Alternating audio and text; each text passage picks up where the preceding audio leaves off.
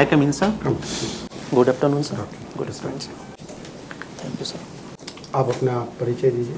Sir मैंने 10वीं तक की पढ़ाई श्री अनुग्रह नारायण उच्च विद्यालय सगाई से की है. तत्पश्चात सर मैंने PCM से इंटर किया है गया कॉलेज से सर. उसके बाद मैंने इग्नू से सोशलॉजी ऑनर्स किया है सर. उसके पश्चात मैंने मास्टर डिग्री सोशलॉजी में की है सर. आपका ऑप्शनल सब्जेक्ट भी सोशलॉजी है? जी सर. और हॉबी क्या है? सर मैं क्रिकेट खेलना पसंद करता हूँ.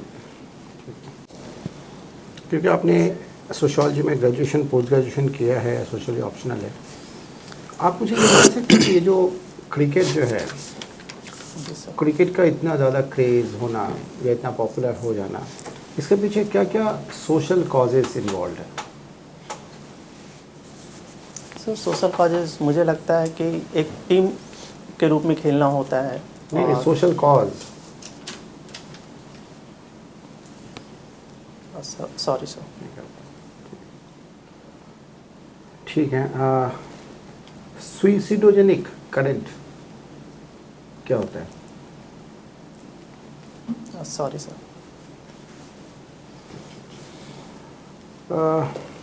एक और क्वेश्चन. ड्यूरिंग पीस टाइम ज़्यादातर लोग सुइसाइड करते हैं, और जब कन्फ्लिक्ट टाइम चलता है, जब वॉर होता है, उस समय सुइसाइड रेट बहुत कम है. ऐसा क्यों है?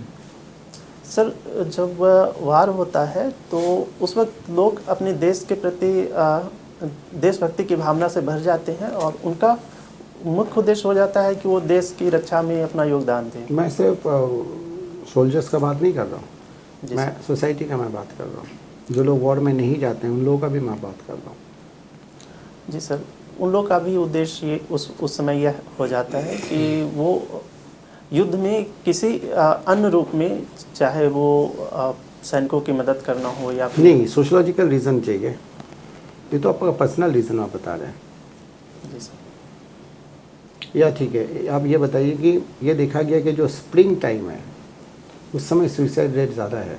विंटर टाइम में, विंटर में जहाँ पे लोगों के साथ एक्चुअली में प्रॉब्लम है, पहनने के लिए कुछ है नहीं, बहुत ज़्यादा प्रॉब्लम है, तकलीफ़ में रहते हैं, लेकिन सुइसाइड नहीं करते हैं. जी सर. दुर्खिम ने भी अपने सिद्धांत में ये चीज़ बताया सर, लेकिन एग्जैक्ट रीज़न सर मुझे नहीं पता अभी. आपको अभी नहीं पता. ठीक है. तो इमाल दुर्खाई में आपने पढ़ाई है ना? जी सर. तो रिलीजन के बारे में वो क्या कहते हैं? रिलीजन को धर्म का ही एक उत्पाद मानते हैं सर. उनका कहना है कि धर्म जो है वो सामूहिक चेतना का प्रतिनिधित्व करता है. रिलीजन क्या है? रिलीजन सर इसकी अगर भारतीय संदर्भ में बात की जाए तो इसकी उत्पत्ति द्रि धातु से हुई है, जिसका अर्थ होता है धारण करना, या अर्थात जीवों के प्रति दया करुणा की भावना धारण करना. ये तो रिलीजन सोशोलॉजिकल पर्सपेक्टिव में क्या है? सर अलौकिक शक्तियों के प्रति अलौकिक शक्तियों में विश्वास, जिसके साथ कुछ पूजा कर्मकांड जैसी चीज़ें जुड़ जाती है एक समाज. और टाइलर ने क्या बोला रिलीजन को लेके? उनका सर टोटमवाद का सिद्धांत है कि टोटम. जी सर. टोटम तो सॉरी सर दुर्खिम का है. उनका सर आत्मावाद का सिद्धांत है कि जो उनके जब कोई व्यक्ति मर जाता है तो उसके जो बाद की पीढ़ियाँ होती है वो ये विश्वास करती हैं कि आत्मा जीवित है और उन्हें देख रही है. लेकिन नवीन, इंडिया और चाइना को अगर हम छोड़ दें और एक अदर और कंट्रीज़ है, बाकी किसी भी सोसाइटी में ना ये सोल वर्शिपिंग जिसको आप बोल रहे हैं. जी सर. कि हमारे जो फोर फादर्स के जो आत्मा का जो आप बोल रहे हैं पूजन जो है, ये है नहीं. जी सर. धर्म का स्वरूप सभी समाजों में एक जैसा नहीं है सर. नहीं, तो आप जब आप कोई भी चीज़ बोलते हैं कि ये रिलीजन है, अगर आप जो ये बोलते हैं कि आत्मा जो है उसका पूजा है, जी सर. तो फिर तो ऐसे बहुत से सोसाइटीज़ हैं जहाँ पे आत्मा के बारे में मतलब कॉन्सेप्ट ही नहीं है. तो क्या वो रिलीजन फॉलो नहीं करते हैं? जी सर, बिल्कुल वो रिलीजन फॉलो करते हैं सर. यह सिर्फ टाइलर का सिद्धांत है जिसमें उन्होंने यह बताया कि आत्मा के प्रति विश्वास. ठीक है. तो मैक्स मुलर ने क्या बोला है रिलीजन को लेकर? मैक्स मुलर सर पता है आपको? जी सर, वो प्रकृतिवाद का सिद्धांत देते हैं कि अब प्रकृति में विश्वास ही धर्म का स्वरूप है। ये भी कैसे हो सकता है? जैसे सूर्य की पूजा। हाँ, तो ठीक है, पहले जैसे मान लीजिए लोग सोचते थे कि अग्निदेव का पूजा करनी चाहिए, क्योंकि उस पूजा करने से क्या होगा कि ये हमें बेनिफिट मिलेगा। वरुण देव का पूजा करने, इंद्रदेव का पूजा करना चाहिए, है ना। तो जो आज बियॉन्ड नेचुरल है, कल तो नेचुरल हो ही सकता है साइंस के डेवलपमेंट के बाद। जी सर। तो वो कैसे होगा फिर? उसको भी तो रिलीजन नहीं बोल सकते हैं। जी सर, जब उन्होंने सिद्धांत दिया तो उस वक्त जो परिस्थितियाँ थी, साइंस इतना विकसित नहीं हुआ था और लोगों आप की। मुझे ये बताएं कि इमाइल दुर्कheim ने रिलीजन के बारे में क्या बोला है? सर, उन्होंने कहा कि सामूहिक चेतना जिसको प्रतिनिधित्व करने लगती है वो धर्म का स्वरूप हो जाता है, और उन्होंने इसके लिए टोटमवाद का सिद्धांत दिया रिलीजन क्या है बोला है, डेफिनेशन क्या दिया है?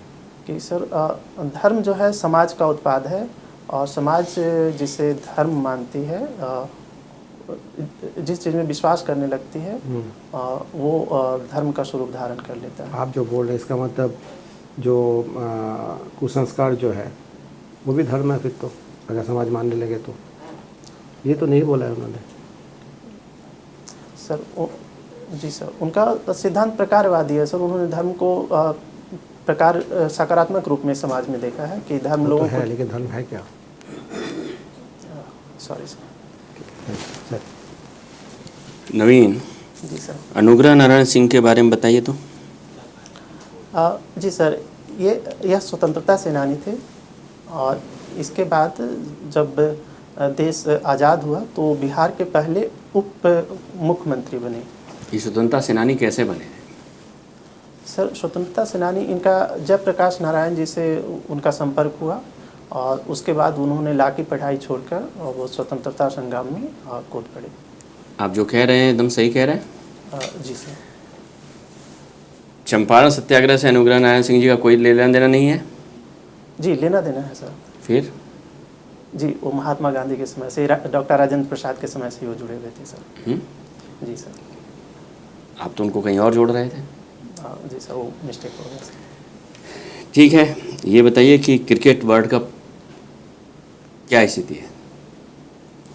सर, कल से क्रिकेट वर्ल्ड कप की शुरुआत हुई है 13वें संस्करण की, जिसमें न्यूजीलैंड जीत गया पहला मैच। आज सर आज उसके बारे में एक ट्वीट आया है किसी का। वो ट्वीट ये है कि क्रिकेट वर्ल्ड कप के बारे में जो ट्वीट आया है, मैं उसके संदर्भ में बात कर रहा हूँ। इतना ठंडा तो मेरा फ्रिज भी नहीं है जितनी ठंडी शुरुआत इस विश्व कप की हुई। क्या कहना चाहते थे वो इससे? शायद पवेलियन पे भीड़ नहीं हो, पिच पे भीड़ नहीं होगी, दर्शक नहीं होंगे शायद, इसलिए उन्होंने ट्वीट किया। शायद नहीं, आप वजह बताइए। सर, मैं श्योर नहीं हूँ सर। जानने की कोशिश नहीं की आपने? सर, मैंने ट्वीट ही नहीं देखा। I am sorry sir. अच्छा, नहीं, ट्वीट के बारे में नहीं कर रहा हूँ। क्या मैच में क्या था, दर्शकों की संख्या क्या थी? सर, इस बारे में तो मैं नहीं जान पाया सर। नहीं जान पाया सर। इसकी सेरेमनी कैसी हुई विश्व कप की? सर, कल की जो रंगारंग कार्यक्रम होता है, सॉरी उसके बारे में कोई जानकारी? Sorry sir. नहीं। नहीं सर। चलिए, आपने अपने ऐप में ये लिखा है कि आप पुलिस अधिकारी बनना चाहते हैं। पहला आपका, ये पहला पुलिस उपाधीक्षक का है। जी सर। मेरा एक सवाल है आपसे कि बिहार की सरकार ने शराबबंदी कर दी है, जी सर। बावजूद इसके कालाबाजारी और तमाम तरह के तरीक़ों से शराब की बिक्री की कोशिश हो रही है। जी सर। शराब सिर्फ लोग पीते ही नहीं थे, ऐसे ही नहीं पीते थे एंजॉय करने के लिए, बल्कि वह कहीं हमारी बिहार में किसी न किसी पक्ष के सामाजिक सांस्कृतिक संबंधों का हिस्सा भी रहा है। और आप मान लीजिए पुलिस उपाधीक्षक हैं, आप ये देख रहे हैं कि पुलिस जो है उसका भी एक हिस्सा शराब पीने में रहता है शामिल, उसका एक हिस्सा शराब पीता है। तो यानी कि आपके महकमे के, आपके विभाग के लोगों को भी, कुछ लोगों को भी ये शराबबंदी पसंद नहीं आ रही है। और फिर इसके साथ साथ ये भी आप देख रहे हैं कि पुलिस की कहीं ना कहीं मिली भगत हो रही है अवैध शराब के धंधे में, उसमें वो शामिल हो रहे हैं। ये भी आप देख रहे हैं कि वो बहुत ढिलाई बरत रहे हैं इस काम को करने में। तो ऐसी स्थिति में आप हमें ये बताइए कि अगर इस तरह का तमाम कालाबाजारी चल रही है और लोग मर भी रहे हैं अवैध शराब पीने से, आपसे सरकार कहती है कि भाई कुछ सुझाव दो कि हमें क्या करना चाहिए, हमें इसमें क्या और सुधार करना चाहिए या हम क्या कर सकते हैं, तो आप 3-4 सुझाव क्या होंगे? सर सुझाव सर मेरा जो पहला सुझाव होगा कि अगर शराब जो बॉर्डर एरिया है जहाँ से शराब की तस्करी हो सकती है, ये सब तो कॉमन चीज़ें तो हो ही गई होंगी, बॉर्डर एरिया और रोकने उकने का, बाहर से लोग शराब लाएंगे तो उनको पहले तो कानून के तहत पनिश किए जाएंगे, सारा कुछ तो हो गया होगा। आप सुझाव क्या देंगे? शराबबंदी कानून के संदर्भ में क्या सुझाव देंगे? सर मैं यही सुझाव दूंगा कि शराबबंदी कानून सही है और इसको ठीक से लागू किया जाए और लोगों ये को सुझाव होगा, इसे सुझाव कहेंगे? सर सुझाव सर किस संदर्भ में मैं नहीं, शराबबंदी कानून के प्रभावी क्रियान्वयन के लिए क्या सुझाव देंगे, या इसमें और भी सुधार हो सकता है, कुछ और पॉइंट आपकी ओर से जोड़े जा सकते हैं? जी सर, मैं इसमें यह ज़रूर सुझाव दूंगा कि लोगों को जागरूक करें और पंचायत स्तर पर इसके लिए एक समिति बनाई जाए और उस समिति में जो पंचायत स्तर के जो भी मुखिया और सरपंच हैं उनको जोड़ने के साथ साथ जो वहाँ की महिलाएं हैं उनको उसमें शामिल किया जाए और उनको इस बात का विश्वास दिलाया जाए कि अगर कहीं भी शराब उत्पादित होते या तस्करी होते या पीते हुए देखते हैं तो वो पुलिस को इन्फॉर्म करें और उनको इस बात के लिए विश्वास दिलाया जाएगा कि उनकी जो इन्फॉर्मेशन उनकी जो पहचान है वो बिल्कुल ही गुप्त रखी जाएगी और इसके कारण उन्हें कोई दिक्कत नहीं आएगी और इस तरह से सर एक विजिलेंस का काम करेगा। तो मैं एक सुझाव ये दूंगा सर। और अपने डिपार्टमेंट में जो सब चल रहा है उसको सुधारने के लिए क्या करेंगे आप? सर अपने डिपार्टमेंट में सर मैं लोगों को सरकार को कहूँगा कि पुलिस डिपार्टमेंट में ही एक यूनिट का गठन किया जाए जो अचानक से निरीक्षण करे और अगर कोई भी पुलिस कर्मी अगर शराब पीते हुए पकड़े जाते हैं तो उन पे सख्त कार्रवाई की जाए। इसमें कोशिश ये की जाए कि उनको नौकरी से ही बर्खास्त कर दिया जाए। और आपको ये नहीं लगता कि आपके जो सुझाव हैं, चाहे सार्वजनिक रूप से हो या फिर आपके अपने विभाग से संबंधित हो, वो बहुत इस तरह के हैं कि दंडात्मक हैं, पनिश करने के लिए? आपने कोई सुधारात्मक सुझाव तो दिया नहीं, ना अपने डिपार्टमेंट के संदर्भ में, ना समाज के संदर्भ में। सर मैंने समिति गठित करने का जो सुझाव दिया वो सुधारात्मक के ही कहा जा सकता है। कैसे? आपने तो कहा है कि उसमें नाम नहीं बताएंगे, महिलाओं को भी शामिल करेंगे, जो भी सूचना देंगे उनका नाम नहीं बताएंगे, गुप्त रखेंगे। ये क्या है? ये पूरी प्रोसेस ही क्या है? सुधारात्मक तो है नहीं सर। वो इसलिए क्योंकि जो शराब नहीं, वो हमें समझ गया कि आप किस लिए कह रहे हैं, लेकिन इसका परिप्रेक्ष्य तो दंडात्मक है। क्या आपको लगता है कि शराबबंदी जब तक समाज में सुधार ना किया जाए या समाज का परीक्षण ना करके समाज के अंदर इस तरह की स्थितियां ना पैदा की जाएं कि शराबबंदी हो सके, लोग स्वैच्छिक रूप से शराब ना पीने के लिए राजी हो जाएं, तब तक सिर्फ दंड के द्वारा शराब को रोका जा सकता है? मेरे माइंड में एक सुधारात्मक सुझाव ये आ रहा है कि जो स्कूली बच्चे हैं जो जिला शिक्षा पदाधिकारी हैं उनसे संपर्क करके सभी स्कूल के प्रधानाचार्य और शिक्षकों को ये कहा जाए कि वो स्कूल में पढ़ रहे बच्चों को ये बात बताएं कि शराब पीने के क्या नुकसान होते हैं। नहीं, ठीक है, वो आप बता देंगे, लेकिन मैं आपके बारे में ये क्यों ना मानूं कि आप किसी भी समस्या के नकारात्मक पक्ष पर ज़्यादा ही जोर देते हैं, सकारात्मक पक्ष पर नहीं। आप दंड के भी पुलिस अधिकारी अगर आप बन गए तो आप दंड को के साथ ही सबसे पहले अपनी कार्रवाई करेंगे, न कि किसी व्यक्ति के अंदर सुधार के संदर्भ में करेंगे। नहीं सर, मेरी पूरी कोशिश रहेगी कि जो भी विधि सम्मत और संविधान सम्मत चीज़ें हैं उस तरह से कार्रवाई। नहीं, विधि सम्मत और संविधान सम्मत क्या होता है सर? जो कानून नहीं, ये तो जाहिर सी बात है ना, वो आप वही करेंगे, वो तो आपको मालूम ही है। इसमें ये कोई बड़ी बात नहीं हुई। ये तो आप ही है, आपके दायित्व ही ये है, वो है, ये है। जी सर। लेकिन आपके पास विवेक भी तो एक चीज़ है, जी सर। वो कब काम करेगा? सर आपको नहीं लगता कि हमारे सिस्टम में विवेकहीनता की स्थिति ज़्यादा हो गई है, जिसके कारण समस्याओं की समझ जो है वो हमारे लोक सेवकों में सही परिप्रेक्ष्य में समस्याओं को समझना और उसका समाधान करना मुश्किल होता जा रहा है, इसलिए समस्याएं और जटिल होती जा रही हैं। नहीं सर, मैं असहमति के लिए क्षमा चाहता हूँ सर। मुझे लगता है कि जो भी अधिकारी हैं या जो भी सरकार के मैं कर्मचारी। उनकी अक्षमता पे मैं बात नहीं कर रहा आपसे, मैं कह रहा हूँ वो सक्षम लोग हैं, जी सर। लेकिन विवेकशीलता की कमी नज़र आ रही है उनके अंदर।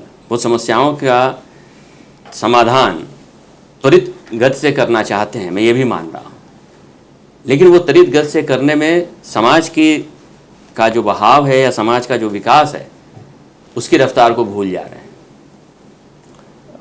और इसलिए समस्याओं के समझने और उनके समाधान के बीच में बड़ा गैप रह जा रहा है। सर ये अनुसंधान और विमर्श का विषय होगा। अगर ऐसी चीज़ें हैं तो फिर आप सामान्य रूप से समस्याएं देखते हैं तो आपको नहीं लगता? मैं ये जानना चाहता हूँ, तो अनुसंधान और विमर्श होता रहेगा। सर कुछ जगहों पे ऐसा हो सकता है, लेकिन सामान्यतः ठीक सब ठीक ही रहता है। शराबबंदी के कड़ी को ही आगे बढ़ाते हैं। शराब का सामाजिक प्रभाव क्या पड़ रहा है? आज ये सोशियोलॉजी स्टूडेंट अगर हम बात करें जी सर। कि अल्कोहल का क्या इम्पैक्ट पड़ता है सोसाइटी पे। जी सर, अल्कोहल से सर बहुत गंभीर प्रभाव पड़ता है। जैसे कि सबसे जो गंभीर प्रभाव जो देखने को आता है, महिलाओं के प्रति घरेलू हिंसा। इसके साथ सर बच्चों के प्रति भी जो उनके शिक्षा पे खर्च होना चाहिए, वो कहीं ना कहीं जो पिता होते हैं वो शराब पे खर्च कर देते हैं, तो उनकी पढ़ाई भी बाधित हो जाती है। उनका जो भावनात्मक एक तरह से पक्ष है वो काफ़ी डिस्टर्ब हो जाता है बच्चों का, अगर शराब पी के घर में झगड़े होते हैं तो ये सारी चीज़ें। तो अगर शराब का समाज पे इतना ज़्यादा प्रभाव है, निगेटिव इम्पैक्ट, तो क्यों शराब इतिहास काल से ही चला आ रहा है किसी न किसी फॉर्म पे? वैदिक काल से ही हम लोग विभिन्न पुराणों में भी देखते हैं मदिरा का मेंशन किया हुआ है। जी सर। तो आखिर क्यों नहीं ये मानव समाज जहाँ हर जगह प्रोग्रेस की बात करता है, इसको बैन करने के पीछे, या इसको बंद कर दिया जाना चाहिए कंप्लीट पूरा नेशनल लेवल पे ही या इंटरनेशनल लेवल पे ही एक मुहिम चलाना चाहिए? जी सर, बंद कर देना एक अच्छा विकल्प होगा सर, लेकिन कुछ लोग कभी कभी शराब के आदी हो जाते हैं और एक राज्य का दायित्व होता है कि अगर कुछ लोगों को गलत लत लग चुकी है तो उसको अच्छी चीज़ें मुहैया करवाएं। तो इसलिए अच्छा ब्रांड अवेलेबल करवाएं उसको। अगर नहीं, अच्छा ब्रांड नहीं सर, इस तरह का कि उनको स्वास्थ्य संबंधी कोई हानि ना हो, तो इसलिए कुछ राज्य इसको शराब को बंद नहीं करते हैं, लेकिन बिहार सरकार ने ऐसा नहीं सोचा। दिल्ली में आजकल क्या चल रहा है शराब के सिलसिले में? सर दिल्ली की घटना यह थी कि अभी कल ईडी ने शराब घोटाले में जो राज्यसभा सांसद है माननीय संजय सिंह, उनको गिरफ्तार किया है सर। क्यों, आखिर क्या हो गया? दिल्ली एक्साइज पॉलिसी में ऐसा क्या हो गया कि पहले डिप्टी सीएम अब राज्यसभा एमपी दोनों अरेस्ट हो गए? सर जहाँ तक मेरी जानकारी है सर, उन्होंने कुछ जो नियम है उसमें बदलाव किए थे, और जो ठेके हैं उसको प्राइवेट ना करके उसको सरकारी ठेके के तौर पे उन्होंने डिस्ट्रीब्यूट किया था। श्योर हैं? सर प्राइवेट को सरकारी किया कि सरकारी को प्राइवेट किया? सर प्राइवेट को शायद सरकारी किया है सर, मैं श्योर नहीं हूँ सर। ठीक है, अभी हम लोग धर्म की बात कर रहे थे कुछ देर पहले। जी सर। अभी आपका धर्म क्या है, और जब आप ज्वाइन कर लेंगे बीपीएससी सेवा तब आपका धर्म क्या होगा? सर मैं मानव धर्म में विश्वास रखता हूँ। मैं वैसे अगर धर्म से कहा जाए तो जो मुझे फॉर्म भरते हुए लिखना होता है तो मैं हिंदू धर्म में लिखता हूँ, लेकिन मैं मानव धर्म में विश्वास करता हूँ।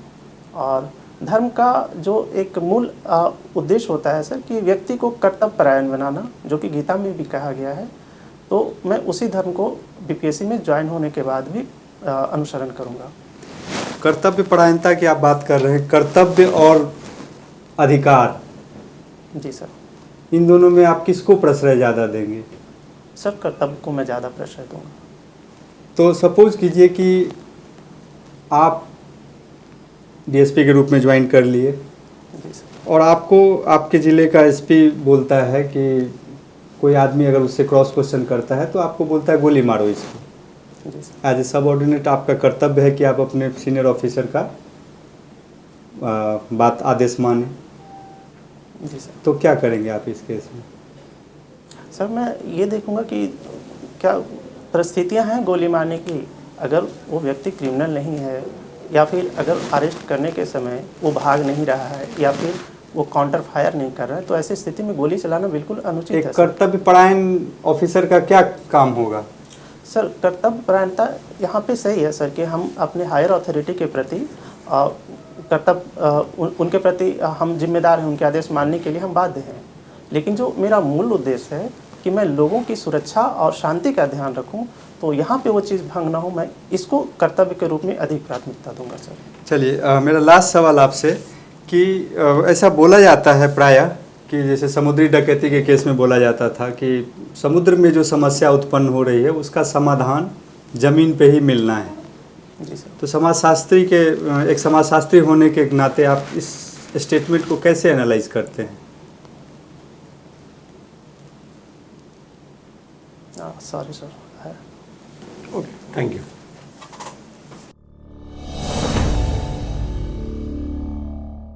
नवीन, जी सर। आप हैप्पी हैं परफॉर्मेंस से? सर नहीं, बहुत नहीं सर। क्यों? सोशलॉजी के बहुत सारे सवाल मुझे उत्तर देने चाहिए। देखो सोशोलॉजी का तो ठीक है, वो तो फैक्चुअल क्वेश्चन तो हो सकता है उस समय आप भूल गए, वो ज़्यादा इम्पोर्टेंट नहीं है। पढ़ लेना, वो इम्पोर्टेंट है, उसको आपको पढ़ना पड़ेगा, है ना। सभी ना अलग अलग तरीके से रिलीजन को।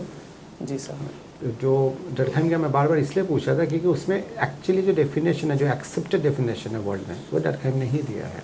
जी सर, मैं दूरखिम का वो भूल गया। हाँ, आप भूल गए तो आप ज़रा देखना, बॉडी ऑफ जैसे बिलीव्स हैं, set of beliefs and its practice जी sir. Governed by a church, 3 element important जी है सर। ना उसमें दिया है। ठीक है, अब वो कोई बात नहीं। सोशल कॉज ऑफ क्रिकेट, ये आपने मतलब आपको सोचना चाहिए था कि क्या क्या कॉज हो सकता है, क्यों लोग क्रिकेट की तरफ ज़्यादा जा रहे हैं सोशोलॉजिकल पर्सपेक्टिव से, कि एक समाज को क्या चाहिए होता है लाइफ में, है ना, और क्या किस चीज़ के कमी के वजह से वो वहाँ पे गैदर होते हैं, किसी भी गैदरिंग में, चाहे वो क्रिकेट हो, दुर्गा पूजा है, छठ पूजा है। तो सोशलॉजी के लिए आपको थोड़ा सा सोचना पड़ेगा, ठीक है। बैनिंग ऑफ लीकर में जो इशू था वो भी मेरे ख्याल से आप बहुत कमज़ोर आप वो दे रहे थे, लॉजिक दे ही नहीं पाए इनफैक्ट, कि जो सर का क्वेश्चन था। दिल्ली लीकर के इसके बारे में आपके पास नॉलेज नहीं था, बट आपने अटेम्प्ट किया, नहीं करना चाहिए। मुझे 2 जगह पे सबसे ज़्यादा ख़राब लगा, मतलब ख़राब इन द सेंस कि आप जहाँ पे फंसेंगे वहाँ पे आपने बोला कि ह्यूमनिज़म में विश्वास रखूँगा। आपको क्या लगता है कि दुनिया में जितने भी रिलीजन हैं उस रिलीजन के अंदर ह्यूमनिज़म नहीं है? सर है। तो आप ये एज ए सोशलॉजी के स्टूडेंट आप कैसे बोल सकते हैं? Is humanism different than Hinduism और फॉर दैट मैटर इस्लाम और बुद्धिज़्म? No sir. आप तो ऐसे ही बोल रहे थे। जी सर, मिस्टेक था। आप समझ गए मैं क्या कह रहा हूँ? क्योंकि देखिए कोई और बोले तो ठीक है, फिर भी आई कैन एक्सक्यूज़। सोशलॉजी के स्टूडेंट है, हर जगह PhD आया हुआ है कि आप खुद ही बोल रहे थे कि सोसाइटी जनरेटेड है, सोसाइटी ने दिया है, जी सर। है ना। तो humanism is a part of your, can there be a religion which is not following the ideals of humanism? Is it separate? No sir. तो यहाँ तो अगर सोशलॉजी बैकग्राउंड के कोई यहाँ बैठेंगे और ऐसे बताएंगे तो फिर आपके लिए डिफ़िकल्ट हो जाएगा। नहीं भी होंगे तब भी वो लोग आपसे पूछेंगे कि आप ऐसे कैसे कह सकते हैं कि ह्यूमनिज्म में विश्वास रखता हूँ, इसका मतलब हिंदुइज्म में ह्यूमनिज्म नहीं है, या फॉर दैट मैटर किसी रिलीजन, कोई भी रिलीजन हो उसमें ह्यूमनिज्म नहीं है। सर। आप समझ गए? हाँ, ये है। दूसरा, ड्यूटी वर्सेस राइट्स में प्रॉब्लम ये है, प्रॉब्लम ये नहीं कि आपने ड्यूटी बोला है, प्रॉब्लम ये है कि क्वेश्चन ख़त्म होते बोला ड्यूटी। जी सर। तो इसमें मल्टीपल प्रॉब्लम्स क्रिएट होगा, नहीं संभाला जाएगा आपसे। इनफैक्ट सर ने भी तो आपको वो दिया है ना, कि किसी ड्यूटी एंड राइट्स में तो जो बैलेंस जो है, उसको बैलेंस को भी तो समझना पड़ेगा आपको। किस किस सिचुएशन में राइट्स को ज़्यादा प्रायोरिटी मिलता है, ड्यूटी को साइड में रखना पड़ता है। ऐसा कौन सा सिचुएशन है जहाँ पे ड्यूटी इज़ मोर इम्पॉर्टेंट, जी सर। ये तो सिचुएशन डिसाइड करेगा ना जी सर। कि किस केस में क्या इम्पोर्टेंट है। Are you getting my point?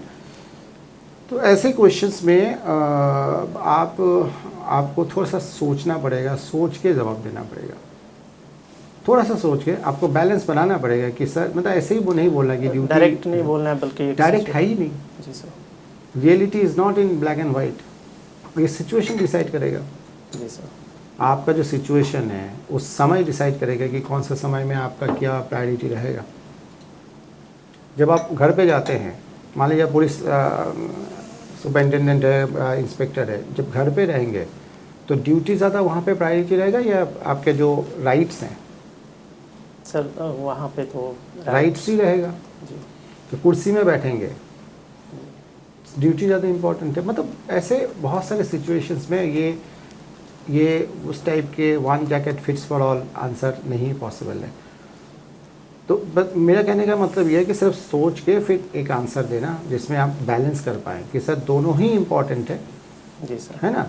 But अगर मैं जैसे अभी आज आपके पास कोई पोस्ट नहीं है, जब कुर्सी में बैठेंगे तो उस समय जो ड्यूटीज़ हैं वो ड्यूटी आपको परफॉर्म करना पड़ेगा और देखना भी पड़ेगा कि इंडिविजुअल राइट्स जो है, अदर्स का जो राइट्स है उसको भी वायलेट ना हो, वो भी देखना पड़ेगा आपको, ठीक है।